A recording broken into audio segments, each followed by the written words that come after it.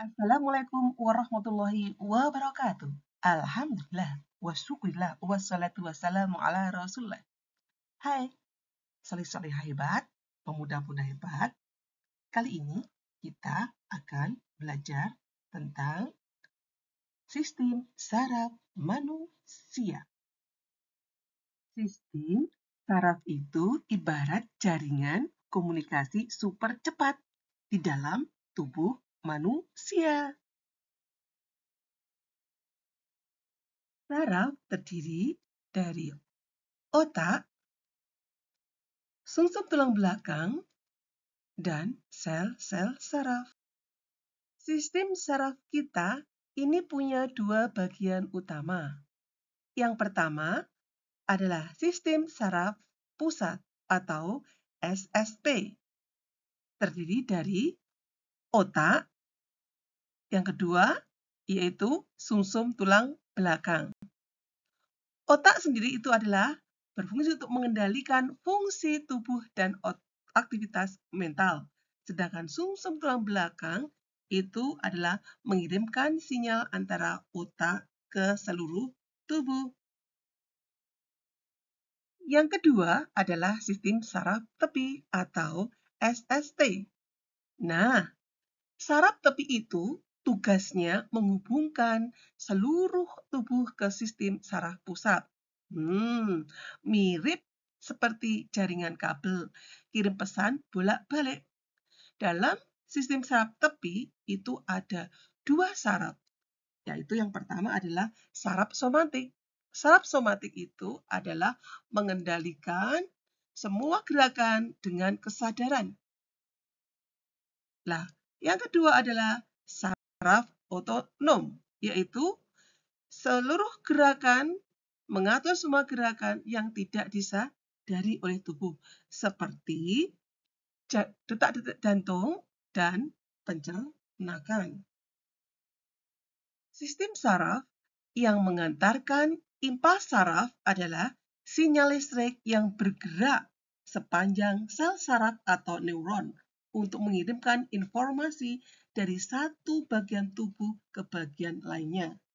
Impuls ini memungkinkan komunikasi cepat antara otak, sumsum tulang belakang, dan seluruh tubuh. Nah, sel saraf atau neuron sesuai fungsinya ada 3. Yang pertama adalah neuron sensorik, yaitu membawa pesan ke SSP atau sistem saraf pusat. Yang kedua adalah neuron motorik, yaitu bahwa pesan dibawa ke SSP atau sistem saraf pusat, kemudian menuju ke otot. Yang ketiga adalah sel saraf interneuron, yaitu bahwa menghubungkan neuron sensorik dan motorik di dalam SSP atau sistem saraf pusat. Otak terdiri dari sejumlah jaringan dan sekitar 100 miliar sel saraf atau neuron pendukung serta terhubung dengan sumsum tulang belakang. Beberapa saraf di otak langsung menuju bagian tubuh tertentu seperti mata, telinga, dan bagian kepala lainnya.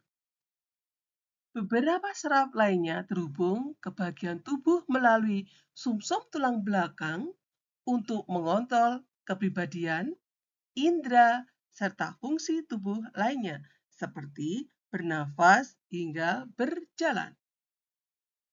Subhanallah, organ otak bagi manusia merupakan ciptaan Allah SWT yang maha agung. Setiap susunannya sangat detail dan memiliki peran yang sangat besar bagi kehidupan manusia. Hingga Allah SWT sendiri menciptakan manusia dan memuliakannya melebihi makhluk lainnya di muka bumi. Salah satunya adalah diberikannya otak yang baik untuk berpikir.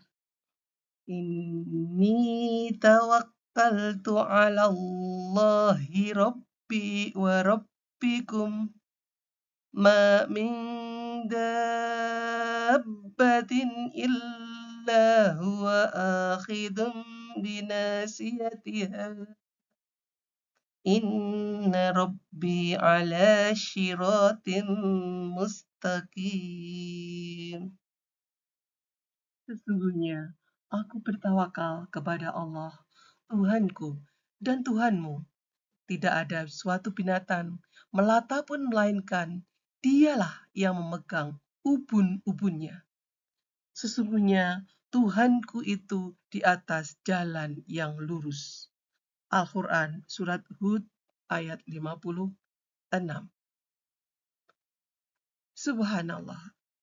Dalam Al-Quran, bahwa Allah Subhanahu wa Ta'ala memegang ubun-ubun kita, makhluknya. Ubun-ubun itu adalah otak manusia. Otak merupakan organ vital dan kompleks yang dilindungi oleh tengkorak dan selaput otak meningis. Ia mengendalikan pikiran, ingatan, emosi, sentuhan, keterampilan motorik, penglihatan, pernafasan, suhu, rasa, lapar, dan setiap proses yang mengatur tubuh manusia. Fungsi otak yaitu 1. Mengatur kendali gerakan. Otak mengatur semua gerakan baik sadar atau tidak sadar. Kedua, memproses informasi sensori, yaitu otak menerima dan memproses informasi dari panca indera. Ketiga, fungsi kognitif, yaitu otak termasuk untuk berpikir, belajar, memori, dan mengambil keputusan. Dan yang terakhir 4, yaitu otak berfungsi untuk mengatur emosi. Yaitu otak mengendalikan emosi dan perilaku manusia. Alhamdulillah. Terima kasih. Semoga bermanfaat. Mohon maaf. Billahi taufiq wal hidayah. Wassalamualaikum warahmatullahi wabarakatuh.